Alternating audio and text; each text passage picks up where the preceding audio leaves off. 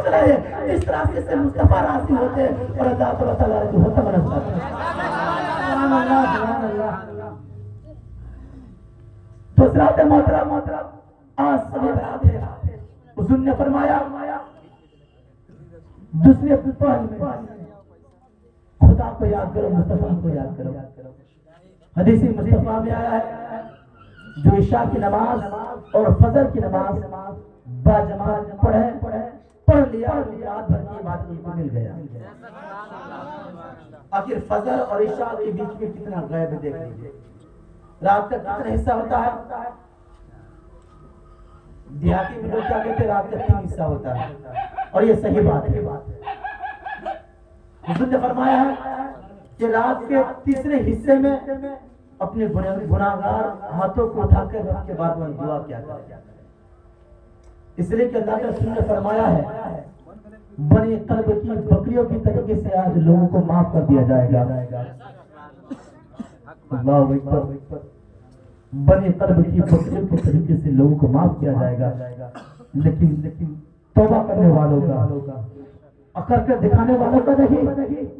اس لیے کہ حضور صلی اللہ علیہ وسلم جیسے دوسرے پہلے گزرے حضرت عائشہ کے حضور سے نکل گئے, اور حضرت عائشہ کے حضور سے نکلنے کے بعد میرے آقا کہاں گئے کسی کو معلوم ہے؟ نہیں. میں آپ کو بتانا چاہتا ہوں حضور صلی اللہ علیہ وسلم جب دوسری پہل گزر گئے, دوسری پہل گزرنے کے بعد آقا کریم بستر سے اٹھ گئے, اور بستر سے اٹھنے کے بعد آقا کریم سیدھا قبرستان کی طرف چلے گئے. آج میرے قوم کے لوگ قبرستان میں جاتے ہیں تو ہاتھ میں اگربتی لیتے ہیں اور اگربتی لے کر اس قبرستان کے اندر جلاتے ہیں. جس قبرستان کے اندر اگربتی جلانا حرام ہے اس قبرستان کے اندر جلاتے ہیں. جس قبرستان کے اندر آگ جلانا حرام ہے, لیکن آج قوم کے نوجوان ایک ہاتھ میں اگربتی لیتا ہے, دوسرے ہاتھ میں ماچس لیتا ہے, اور ماچس لینے کے بعد قبر پہ جاتے ہیں, اور قبر پہ جانے کے بعد آستین کو اٹھاتے ہیں, آستین کو اٹھانے کے بعد ماچس کو نکالتے ہیں, اور ماچس کو نکالنے کے بعد ان کے باپ کی قبر کے سیرانے پہ وہ آگ جلاتا ہوا نظر آتا ہے. لیکن آگ جلانا بہت گناہ کا کام ہے میرے لوگوں, میرے قوم کے لوگوں. آج جس کی آگ جو پہلے سے لگے ہیں, پہلے سے آگ لگی ہے, اس کو آگ کی کام ہے یا پانی کی کام ہے, آپ فیصلہ کیجئے. اللہ کے رسول نے فرمایا آج مرحومین کو بخشا جاتا ہے, مرحومین کے لیے دعا کیا جاتا ہے, لیکن حضور نے فرمایا ہے کہ آگ جلانا حرام ہے, لیکن آگے کیا جلانا چاہیے؟ کہ مصطفیٰ نے فرمایا ہے کہ ایک ہاتھ میں اگربتی کو لیا جائے اور دوسرے ہاتھ میں پھول کو لیا جائے. اگربتی کو آپ باہر چلا دیجیے, گیٹ کے باہر چلا دیجیے, اور پھول کو قبرستان میں بچھا دیجیے.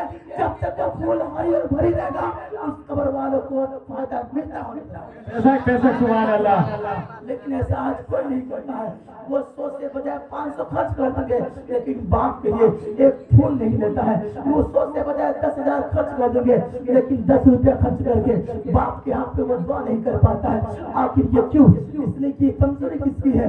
آج آپ کو معلوم ہوگا آپ قبرستان گئے ہوں گے, اور قبرستان جانے کے بعد باپ کے سرانے میں بیٹھے ہوں گے, اور سرانے بیٹھنے کے بعد باپ کے لیے دعا کیے ہوں گے. لیکن جب دعا کیے ہوں گے تو آپ کو یہ محسوس ہوتا ہوگا, یہ محسوس آپ کیے ہوں گے کہ کاش اگر باپ زندہ ہوتا تو آج میرے ساتھ قبرستان آتا. لیکن باپ زندہ نہیں ہے, لیکن باپ کی قبر میں میں آیا ہوں. لیکن میرے قوم کے نوجوانوں, آج میں آپ سے کہنا چاہتا ہوں اپنی حالات کو صحیح کر لیجیے. اس لیے کہ آج ہم سے سارا چیز چھینی جا رہی ہے, ہمارا کردار خراب ہو چکا ہے, ہماری حالات خراب ہو چکا ہے. آج قوم کے اندر وہ خلافاتی کام آ گیا ہے جس کام کے بارے میں مصطفیٰ نے منع کیا ہے, جس کام کے بارے میں مصطفیٰ نے شخص منع کیا ہے, وہ کام ہم اور آپ کرتے ہیں. لیکن کون سا کام کرتے ہیں؟ حضور نے فرمایا ہے قبرستان چلے گئے, اور قبرستان جانے کے بعد کون سا قبرستان ہوگا؟ آخر کس قبرستان میں آقا پہنچے ہوں گے تو وہ قبرستان بھی مبارک قبرستان ہوگا جس قبرستان میں میرا آقا کا قدم پڑا ہوگا. لیکن آقا کریم قبرستان جنت البقیہ میں پہنچ گئے. آخر جو حاجی حج کرنے گیا ہوگا, یہ جو عمرہ کرنے گیا ہوگا تو اس کو معلوم ہوگا کہ قبرستان بقیہ کہاں ہے اور قبرستان بقیہ کسے کہتے ہیں. لیکن جنت البقیہ مدینہ منورہ میں ہے اور مدینہ منورہ میں میرے آقا کریم صلی اللہ علیہ وسلم اور اس قبرستان میں جایا کرتے تھے. لیکن جب ظاہری زندگی تھی شب برات کی رات میں نماز پڑھنے کے بعد ایک پل عبادت کرنے کے بعد دوسرے پل گزرنے کے بعد تیسرے پل شروع ہونے سے پہلے میرے آقا کریم بستر سے اٹھ جایا کرتے تھے اور اٹھ جانے کے بعد سیدھا کہیں اور دکان کی طرف نہیں بلکہ کہاں جاتے تھے جنت البقیہ کی طرف جاتے تھے اور جنت البقیہ میں جانے کے بعد اپنی گنہگار ہاتھوں کو نہیں بلکہ شفا والی ہاتھ کو اٹھا کرتے تھے اور شفا والی ہاتھ کو اٹھا کر اس قبرستان میں کونے میں پہنچتے تھے اور پہنچنے کے بعد ادھر حضرت عائشہ پریشان ہو گئی کہ کہاں شوہر تاجدار چلے گئے آخر سرکار مصطفیٰ کہاں چلے گئے. اس لیے کہ سرکار مصطفیٰ بستر میں نہیں تھے تو کسی کو پریشانی ہو سکتا ہے. اس لیے کہ آقا کریم جہاں دن سویا کرتے تھے لیکن شب برات کے دن سویا نہیں کرتے تھے. سویا نہیں تھا جو جب سویا نہیں تھا جب حضور سویا نہیں تھے تو حضرت عائشہ کے دل میں یہ ڈر پیدا ہو گئے کہ ہو سکتا ہے کہ حضور کہیں سے نکل گئے ہوں گے ہو سکتا ہے حضور کہیں چلے گئے ہوں گے. حضرت عائشہ کے دل میں یہ محبت کے بجائے یہ گھبراہٹ شروع ہو گئے گھبراہٹ شروع ہے. پھر حضرت عائشہ نے سوچی ہو سکتا ہے کہ حضور کسی اور کے پاس گئے ہوں گے. اسی طریقے سے حضرت عائشہ خاموش ہو گئے لیکن کچھ دیر کے بعد پھر بھی نہیں آیا. پھر بے چینی بڑھ گئی کچھ دیر کے بعد پھر بھی نہیں آیا پھر بھی بے چینی چینج ہو گئی. لیکن حضرت عائشہ نے حجرے میں بند کر کے اپنی نقاب پوش کر کے کپڑے میں اور نقاب اندر کر کے اور نقاب لگا کر قبرستان کی طرف نکل گئے اور قبرستان کی طرف چلے گئے. اور قبرستان کے جانے کے بعد میرے حضرت نبی کریم صلی اللہ علیہ وسلم اپنی دونوں جان کو زمین پر گرا کر نماز کی شکل میں بیٹھ کر اپنی شفا والی ہاتھ کو اٹھا کر رب کے بارگاہ میں دعا کرتا ہے مولا آج اس شب برات میں سارے لوگوں کو معاف کر دینا جو مجھے مانتے ہیں. میری امتی کو تو میرے بخش کر دینا جو مجھے مانتے ہیں. اللہ اکبر. آج میرے آقا کریم ہمارے لیے آپ کے لیے دعا کیا کرتے تھے دعا کیا کرتے تھے لیکن دعا میں کسی اور کو نہیں مانگا کرتے تھے بلکہ یہی کہا کرتے تھے. سجدہ کیا کرتے تھے تو سجدہ میں سبحان اللہ تعالیٰ نہیں پڑھا کرتے تھے.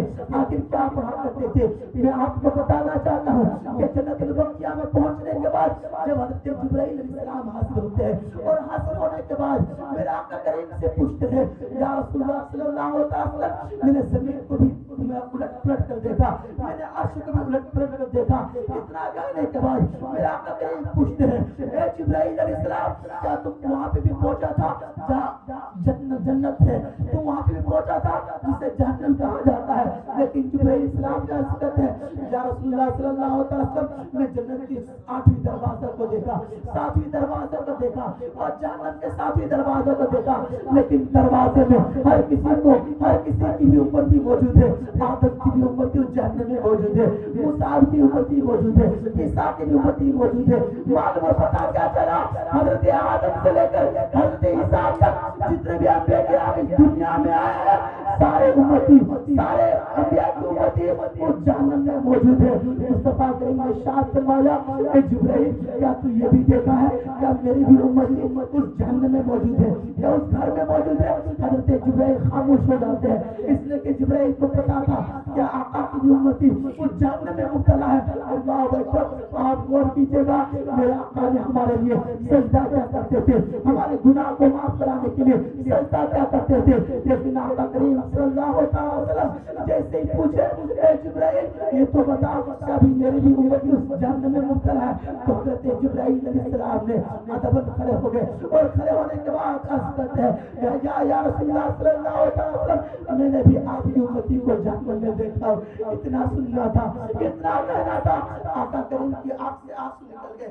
آج کسی کو دیکھ کے ہماری آنکھ سے آنسو نکلتا ہے. اگر کوئی باہر جاتے ہیں تو تھوڑا بہت آنسو نکل جاتا ہے لیکن آقا کریم ارشاد فرماتے ہیں آپ کی آنسو نکل گئے اشک بار ہو گئے. کوئی بے چین بے چینی میں بدل گئے آپ قرار بے قرار میں بدل گئے چین بے سکون میں بدل گئے. اس لیے کہ حضور کو سکون نہیں ملا کہ حضور کی امتی جہنم میں اور حضور کو سکون کہاں سے ملے گا. اللہ اکبر. میرا آقا کریم صلی اللہ علیہ وسلم اتنا سننا تھا مدینہ کی گلیاں چھوڑ دیے. اللہ اکبر. آخر کس کے لیے؟ ہم لوگوں کے لیے. آخر کس کے لیے؟ ہم لوگوں کے لیے. لیکن اسی کی امتی آج شراب میں مبتلا ہے. اسی کی امتی آج مصطفیٰ کو نہیں مانتے ہیں. اسی کی امتی آج قبرستان میں جاتے ہیں تو آگ لے کے, قبرستان میں جاتے ہیں تو مردے کو یاد کرنے کے نہیں بلکہ اپنی گھمنڈ اور تکبر کے ساتھ جاتے ہیں. لیکن اللہ اکبر. میرا قدر نشان فرماتے ہیں مدینہ کی گلیاں چھوڑ دیے.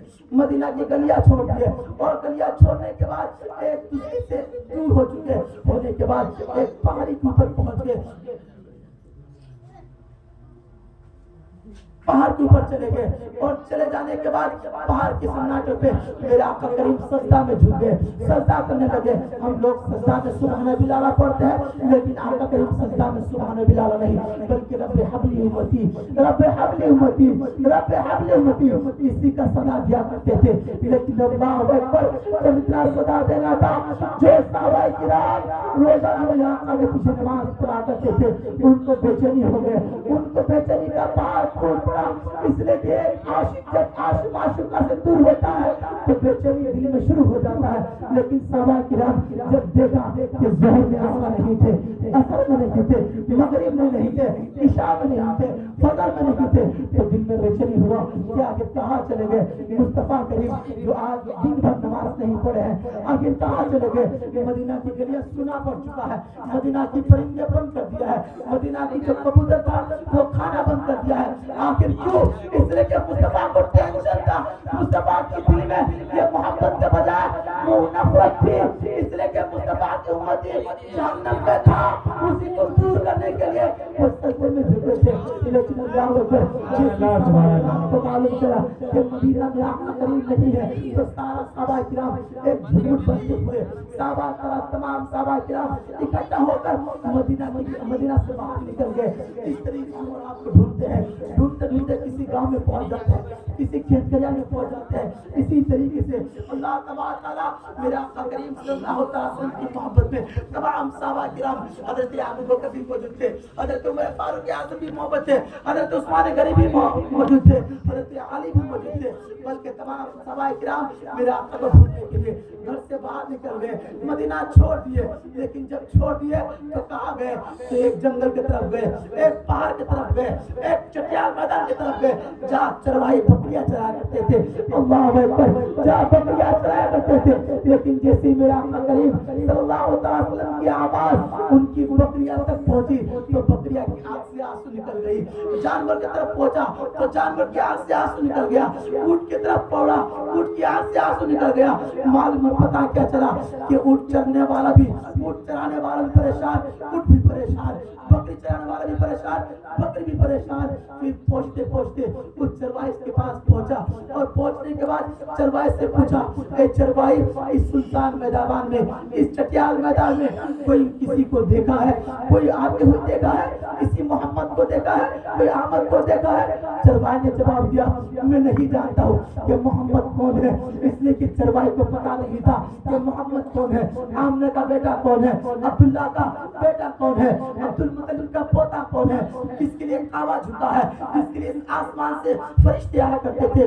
اللہ اکبر. جیسے اس چرواہے سے پوچھا کیا تو نے محمد کو دیکھا ہے؟ چرواہے نے جواب دیا میں محمد کو نہیں جانتا ہوں. پھر چرواہے سے پوچھا کیا تو نے محمد عربی کو جانتے ہیں؟ تو پھر کہا میں کسی محمد عربی کو نہیں جانتا ہوں. اللہ اکبر. حضرت صحابہ کرام کے دلوں میں یہ بھی مایوسی چھا گیا کہ ہم لوگ مدینہ چھوڑ دیے لیکن حضور کو کہیں نہیں ملا, حضور کو کہیں نہیں پائے, حضور کو نہیں تلاش کرنے میں ہم لوگ ناکام ہو گئے. لیکن جیسے وہاں سے گزر گئے تو اس چرواہے نے جواب دیا اے قوم کے لوگوں میں تو نہیں جانتا ہوں کہ محمد کون ہے, اے قوم کے لوگوں میں تو نہیں جانتا ہوں کہ احمد مختار کون ہے, میں نہیں جانتا ہوں کہ محمد عربی کون ہے. Incoming voice call from Aman Sim1. ایک شخص کی آواز آ رہی ہے جس کی جربری آواز سن کر میری بکریاں کھانا بند کر دیا ہے, جس کی جربری آواز سن کر میری بکریاں چرنا بند کر دیا ہے. اللہ اکبر. جیسے اتنا کہنا تھا, چرواہے کا جواب سننا تھا, میرا آقا کریم کی غلاموں کو یہ خیال ہوا یہ جربری آواز سے رونے والا کوئی اور نہیں بلکہ ہمارے آقا پیارے مصطفیٰ. چرواہے سے پوچھا چرواہے یہ بھی بتا دے